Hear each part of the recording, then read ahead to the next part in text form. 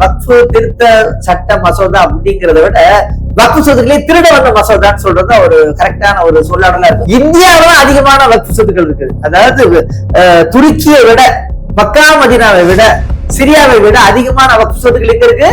இந்தியால இருக்குது. இப்ப எத்தனையோ ஆதீனங்கள் இருக்குது, எத்தனையோ மடங்கள் இருக்குது, எத்தனையோ ஹிந்து அறநிலையத்துறை இருக்குது. அங்க நம்ம கேட்கலையே முஸ்லிம்களை போன்னு சொல்லி. உங்க நோக்கம் வந்து வக்ஃபை என்ன செய்யணும், அதை அபகரிச்சு கொள்ளணும் அப்படிங்கறது உங்க நோக்கம். இந்த தனியார்களுடைய சொத்துக்களை காப்பாற்றுவதற்காக வக்ஃபுடைய சொத்துக்களை அபகரித்து லீகலா என்ன செய்யணும், அவங்களுக்கு கொடுத்துடணும் அப்படிங்கிறதுக்காக என்ன செய்யறாங்க, அவங்க திட்டத்தை கொண்டு வராங்க. மக்கள் விரோதம், இஸ்லாமிய விரோதம் அப்படிங்கிறதையும் தாண்டி இந்திய அமைப்பு சட்டத்துக்கே விரோதமானது அப்படி. அதுதான் நம்மளுடைய நிலைப்பாடு.